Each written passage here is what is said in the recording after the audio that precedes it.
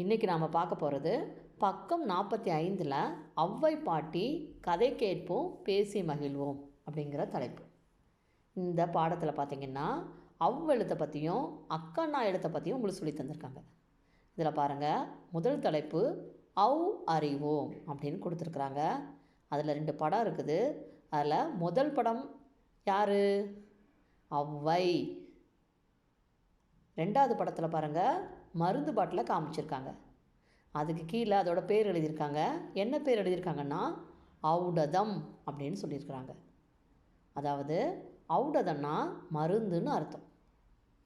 அடுத்ததாக எழுத்தோவியம் அப்படின்னு சொல்லி ஒரு தலைப்பு கொடுத்து அதுக்கு கீழே ஒரு யானையோட படம், அதுக்கு மேலே என்ன பண்ணியிருக்கிறாங்க, அவ்வுங்கிற எழுத்தை உங்களுக்கு எழுதி காமிச்சிருக்கிறாங்க.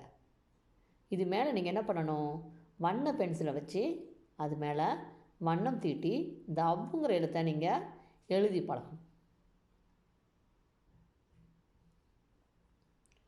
அடுத்ததாக பாருங்கள், எழுதும் முறை அறிவேன் அப்படின்னு சொல்லி ஒரு படம் கொடுத்துருக்குறாங்க.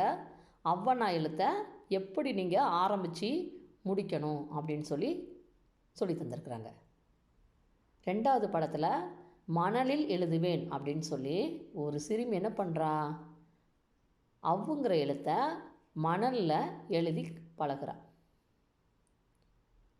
அடுத்ததாக எழுதி பழகுவேன் அப்படின்னு சொல்லி ஒரு தலைப்பு கொடுத்துருக்குறாங்க.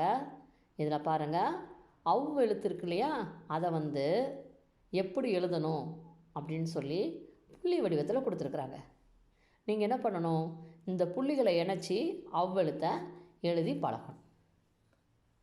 அடுத்ததாக பாருங்கள், நிரப்புவேன் அப்படின்னு சொல்லி ஒரு தலைப்பு கொடுத்துருக்குறாங்க. அதில் ஒரு மருந்து பாட்டிலோடைய படம் கொடுத்துருக்காங்க. மருந்துன்னா அதை எப்படி சொல்லலாம், ஔடதம் அப்படின்னு சொல்லுவோம். அதனால் இங்கே அவ் அப்படிங்கிற எழுத்தால் என்ன பண்ணணும், அந்த கட்டத்தை நீங்கள் நிரப்பணும். 2வது படத்தில் ஔவை பாட்டியோடைய படம் கொடுத்துருக்குறாங்க. அதனால் இங்கே நீங்கள் என்ன பண்ணணும், அவ்வுங்கிற எழுத்தை அந்த கட்டத்தில் முதல்ல எழுதணும். அடுத்ததாக பாருங்கள், வரிசை முறை அறிவேன் அப்படின்னு கொடுத்துருக்குறாங்க. இதில் ஆனாலிருந்து அவ்வண்ணா வர உள்ள உயிர் எழுத்துக்களை உங்களுக்கு சொல்லி கொடுத்துருக்குறாங்க. இதை நீங்கள் என்ன பண்ணணும், வரிசை மாறாமல் இதே மாதிரி எழுதி பழகணும். அதே மாதிரி நீங்கள் உச்சரிக்கவும் பழகணும். இப்போது நான் சொல்ல போகிறேன், என் கூட சேர்ந்து நீங்களும் சொல்லணும். முதல் எழுத்து பாருங்கள், அ.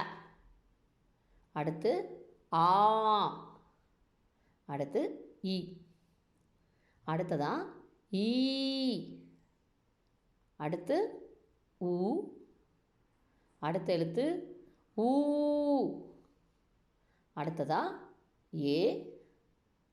அடுத்த எழுத்து ஏ. அடுத்த எழுத்து ஐ. அடுத்து ஓ. அடுத்த எழுத்து ஓ. கடைசியாக அவ். இதே மாதிரி நீங்கள் என்ன பண்ணணும், உச்சரித்து பழகிக்கிட்டே இருக்கணும். அடுத்ததாக சொல்லிக்கொண்டே இணைப்பேன் அப்படின்னு சொல்லி ஒரு தலைப்பு கொடுத்துருக்குறாங்க. அதுக்கு கீழே பாருங்கள், ஒரு வண்ணத்து பூச்சியோடைய படம் கொடுத்துருக்குறாங்க. அந்த வண்ணத்து பூச்சியோட இறகுக்கு மேலே ஆலிருந்து அவ் வரைக்கும் உள்ள எழுத்துக்களை உங்களுக்கு வரிசையாக கொடுத்துருக்குறாங்க. நீங்கள் என்ன பண்ணணும், ஒவ்வொரு எழுத்தையும் சொல்லிக்கிட்டே நீங்கள் என்ன பண்ணணுமா, அடுத்தடுத்த எழுத்துக்கு போய்கிட்டே இருக்கணுமா. அதாவது வண்ண பென்சில் வச்சு ஒவ்வொரு எழுத்தையும் இணைச்சிக்கிட்டே போகணுமா. இப்போ பாருங்கள், நான் முதல்ல அ ஆ இணைச்சிட்டேன். அடுத்து ஆ ஈ அப்படின்னு நினச்சேன். அடுத்ததான் இ ஈ அப்படின்னு நினச்சிருக்கேன். அடுத்து ஈ உ அப்படின்னு நினச்சேன். அடுத்து உ ஊ அந்த எழுத்துக்களை இணைச்சேன். அடுத்ததாக ஊ ஏ எழுத்தை இணைச்சேன். அடுத்து ஏ ஏ அப்படின்னு நினச்சேன். அடுத்ததாக ஏ ஐ அப்படிங்கிற எழுத்துக்களை இணைச்சேன். அடுத்து ஐ ஓ அப்படிங்கிற எழுத்தை இணைச்சேன். அடுத்ததாக ஓ ஓ அப்படிங்கிற எழுத்தை நான் என்ன பண்ணேன், இணைச்சேன். கடைசியாக ஓ அவ் அப்படிங்கிற எழுத்தை இணைச்சேன். அப்போ எனக்கு என்ன கிடைக்கும்? அ ஆ இ ஈ உ ஊ ஏ ஏ ஐ ஓ ஓ ஔ அப்படின்னு சொல்லி எழுத்துக்கள் எனக்கு கிடைக்கும். அடுத்து அக்கன்னா அறிவோம் அப்படின்னு கொடுத்துருக்குறாங்க. அதுக்கு கீழே 2 வாள்களை கொடுத்துருக்குறாங்க. அதை எப்படி சொல்லுவாங்க? எக்கு வாள் அப்படின்னு சொல்லுவாங்க. அடுத்ததாக பாருங்கள், ஆயுத எழுத்தை வட்டமிடுவேன் அப்படின்னு சொல்லியிருக்கிறாங்க. அதாவது 2 புள்ளி வச்சு அதுக்கு மேலே ஒரு புள்ளி வச்சா அதுக்கு பேர் தான் என்ன சொல்லுவாங்க? ஆயுத எழுத்து. அதை உச்சரிக்கும் போது எப்படி உச்சரிப்பாங்க? அக்கண்ணா அப்படின்னு சொல்லுவாங்க. அக் அப்படின்னு சொல்லலாம். அதை தான் இங்கே கீழே ஒரு வார்த்தையாக அவங்களுக்கு கொடுத்துருக்குறாங்க. என்ன கொடுத்துருக்குறாங்க? அஃது ஓர் எக்கு வாள் அப்படின்னு கொடுத்துருக்குறாங்க. அடுத்ததாக ஆ முதல் அவ்வரை அப்படின்னு சொல்லி ஒரு தலைப்பு கொடுத்துருக்குறாங்க. அதுக்கு கீழே ஆ எழுத்துலேருந்து அவ்வனா எழுத்து வரைக்கும் உள்ள எழுத்திற்கான வாக்கியங்களை உங்களுக்கு எடுத்துக்காட்டாக கொடுத்துருக்குறாங்க. இதை நீங்கள் என்ன பண்ணணும்? ஒவ்வொரு வாக்கியங்களையும் நீங்கள் பேசி பழகணும். முதல்ல ஆ எழுத்துக்கான வாக்கியம், அண்ணன் கையில் அலைபேசி. அடுத்ததாக ஆவண்ணா அப்படிங்கிற எழுத்துக்குரிய வாக்கியம், ஆற்றில் நீந்தும் ஆமை. அடுத்து இ இந்த எழுத்திற்கான வாக்கியம், இரவில் வந்த இடிமின்னல். அடுத்ததாக ஈயண்ணா எழுத்து, அதற்கான வாக்கியம், ஈர மண்ணில் ஈசல். அடுத்து உ இந்த எழுத்திற்கான வாக்கியம், உருண்டு செல்லும் உருளை. அடுத்ததாக ஊவண்ணா எழுத்து, இதற்கான வாக்கியம், ஊதா நிற ஊதல். அடுத்த எழுத்து ஏ, இதற்கான வாக்கியம், எல்லாம் செய்யும் எந்திர மனிதன். அடுத்ததாக ஏ இந்த எழுத்திற்கான வாக்கியம், ஏற்றம் தந்த ஏவுகணை. அடுத்ததாக ஐ எழுத்து, இதற்கான வாக்கியம், ஐயம் கேட்ட ஐவர். அடுத்த எழுத்து ஓ, இதற்கான வாக்கியம், ஒளிந்து நின்ற ஒட்டகம். அடுத்த எழுத்து ஓ, இதற்கான வாக்கியம், ஓரம் நிற்கும் ஓடம். கடைசியாக ஔ இந்த எழுத்திற்கான வாக்கியம், ஔவை தந்த ஔடதம். அடுத்ததாக அம்மா இங்கே வா வா அப்படின்னு சொல்லி ஒரு பாடல் கொடுத்துருக்குறாங்க. இந்த பாடலில் பார்த்திங்கன்னா ஆலேருந்து ஔ வரைக்கும் உள்ள உயிரெழுத்துக்கள், இது தவிர அக்கண்ணா அப்படிங்கிற ஆயுத எழுத்து, இது எல்லாத்தையும் சேர்த்து என்ன பண்ணியிருக்காங்க? பாடலாக பாடியிருக்கிறாங்க. இதைத்தான் நான் இங்கே பாட போகிறேன். நீங்களும் என்னோட சேர்ந்து பாடுங்க.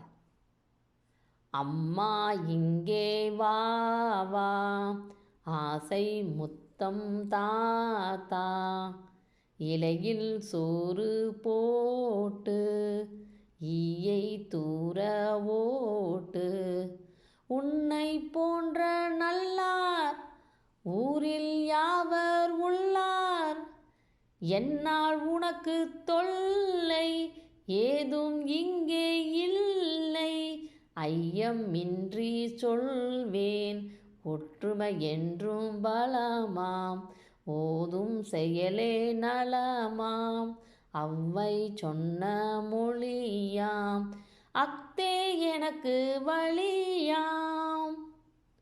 இந்த மாதிரி நீங்கள் என்ன பண்ணணும்? இந்த பாடலை பாடி பழகணும். அதாவது ஒரு குழந்தை என்ன பண்ணுது? அவங்க அம்மாவை அம்மா இங்கே வா அப்படின்னு சொல்லுது. ரெண்டாவதாக எனக்கு ஒரு முத்தம் தா அப்படின்னு சொல்லுது. அடுத்ததாக அவனுக்கு ஒரு இலையில சோறு போட்டு ஈ வராமல் அதை தூர ஓட்டணும் அப்படின்னு சொல்லுது. அடுத்ததாக அந்த குழந்தை சொல்லுது, உன்னை மாதிரி நல்லவங்க இந்த ஊரில் யாருமே கிடையாது, என்னால் உனக்கு எப்போவுமே தொல்லையும் கிடையாது, இதை நான் எப்போவுமே எல்லார்கிட்டையுமே சந்தேகம் இல்லாமல் சொல்லுவேன், அதாவது ஐயமின்றினா சந்தேகமின்றி சொல்லுவேன் அப்படின்னு அந்த குழந்தை சொல்லுது.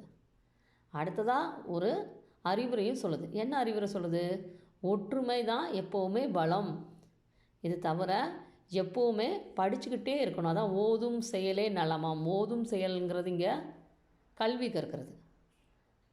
அதனால் நான் எப்போவுமே கல்வி கற்றுட்டு இருப்பேன். இது எல்லாமே ஔவையார் சொன்ன ஒரு பாடம். அதான் ஔவை சொன்ன மொழியாம் அப்படின்னு சொல்லியிருக்கிறாங்க. இது ஔவை சொன்ன பாடம், அதுதான் எனக்கு வழி அப்படின்னு சொல்லுது. அக்தே எனக்கு வழியாம்னா என்னது? அதுவே எனக்கு வழி. அதனால் இதை நான் கடைபிடிச்சி எப்போவுமே வாழ்வேன் அப்படின்னு சொல்லி அந்த குழந்தை அவங்க அம்மா கிட்ட சொல்லுது. இதே மாதிரி நீங்களும் என்ன பண்ணணும்? எப்போவுமே உங்கள் அம்மா அப்பாட்ட அன்போடு இருக்கணும். இது தவிர எப்போவுமே ஒற்றுமையாக இருக்கணும். கல்வி கற்றுக்கிட்டே இருக்கணும். நேரம் கிடைக்கும் போதெல்லாம் பாட புத்தகத்தை எடுத்து படிச்சுக்கிட்டே இருக்கணும். இதைத்தான் ஔவையாரும் உங்களுக்கு சொல்லி கொடுத்துருக்குறாங்க. அந்த வழியில் வாழ்ந்தீங்கன்னா எப்போவுமே நல்லபடியாக வாழலாம்.